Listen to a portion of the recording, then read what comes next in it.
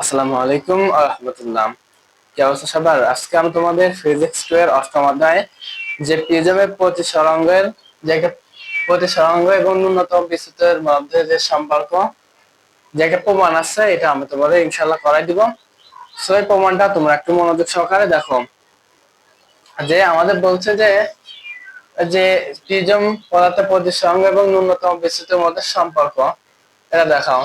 তাহলে আমাদের এই প্রমাণটা করতে হলে কয়েকটা টপিকস আমাদের জানতে হবে, বা কয়েকটা শর্ত, ন্যূনতম বিস্তৃতি যে শর্ত আছে সেগুলো আমাদের জানতে হবে। সো সেগুলো নিয়ে আমি আলোচনা করব, তারপর আমরা প্রমাণে যাব। সো দেখো, ন্যূনতম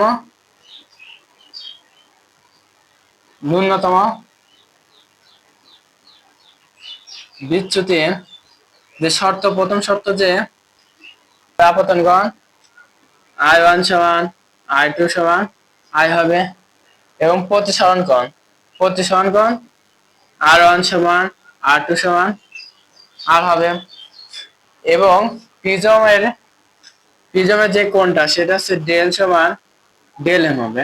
মানে মোট কোণ সমান এই যে ডেল এম, ন্যূনতম কোণ হবে ডেল এম।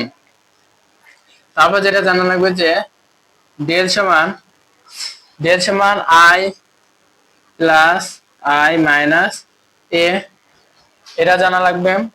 তারপর হচ্ছে আমাদের এ সমান R1 প্লাস R2।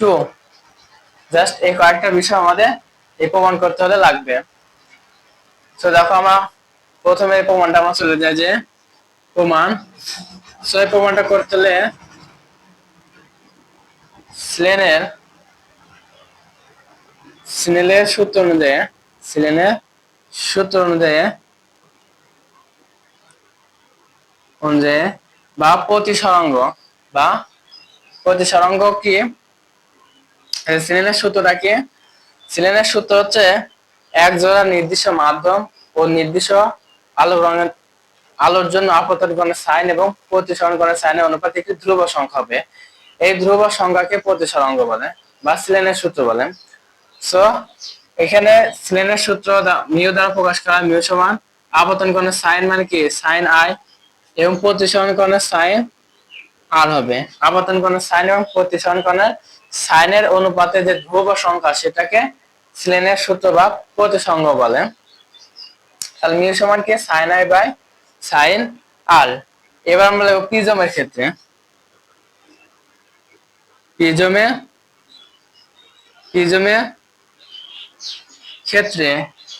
ক্ষেত্রে আমরা যে সূত্র জানি সেটাকে ডেল সমান I1 প্লাস I2 মাইনাস এ। ডেল এম সমান I1 প্লাস I2 মাইনাস এ, এবং এ সমান কি জানি R1 plus R2 R1 plus R2। এবার যেহেতু ন্যূনতম বিচ্যুতির ক্ষেত্রে বের করছে, এবার লিখব যে ন্যূনতম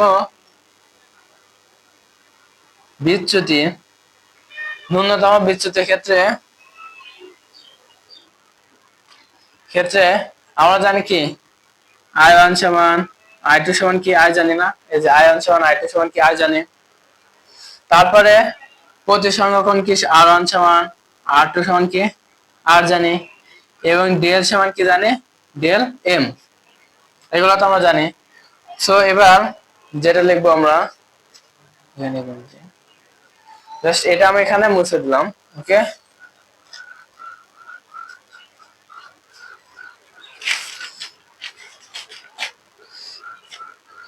এখন আমরা যে কাজটা করব সেটা হচ্ছে ডেল এম সমান কি দেখো I1 প্লাস I2 মাইনাস এ না।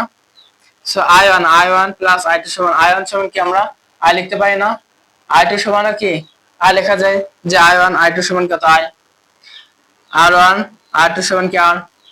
সো তাহলে আমরা I1 সমান কি আই লিখতে পারি, R2 সমান কি আই লিখতে পারি, মাইনাস কত মাইনাস এ। তাহলে এখান থেকে ডেল এম সমান আই কত 2i মাইনাস এ, বা যেহেতু আমাদেরকে আপতন কোণের সাইন কে আই এর মান লাগবে, তাই না? সো এখানে আমরা যে কাজটা করতে হবে দেখো, আই সমান ডেল এম মাইনাস আছে পাশে যায় প্লাস এ বাই 2 গুণ আছে পাশে যায় ভাগ আই সমান del m plus a by 2 del m plus a by 2 এটা পেলাম আই এর মান এবং এবং আমরা কি এ সমান কি আছে r1 প্লাস r2 বা এ সমান r1 সমান কি r1 সমান আমরা ন্যূনতম বিস্তৃতির ক্ষেত্রে জানি যে r1 সমান r2 সমান r সো এখানে r1 সমান কি r লেখা যায় r2 সমান কি r লেখা যায় সো এ সমান কি 2r বা r সমান কত a ভাগ 2 a বাই 2 তাহলে আমরা কিন্তু r এর মান পাইছি r এর মান পাইছি এবার আমরা যেটা লিখবো যে এখন তাহলে এটা আমরা এই যে এখানে মিয়র জায়গায় বসাই দিয়ে এখন 1 নম্বর সমীকরণ এটা যদি আমরা 1 নম্বর সমীকরণ ধরি তাহলে লিখবো যে 1 নং সমীকরণে মান বসিয়ে পাই 1 নং সমীকরণে মান বসিয়ে পাই 1 নম্বর সমীকরণ কি এই যে মিউ সমান sin i তাহলে i এর মান আমরা কত পাইছি del m plus a by 2 আর এবং sin r আর এর মান কত পাইছি a বাই 2 এটা আমাদের কি দেখানো হলো সো আশা করছি তোমরা এটা বুঝতে পারছো আজকে এ পর্যন্তই দেখা হবে পরবর্তী ক্লাসে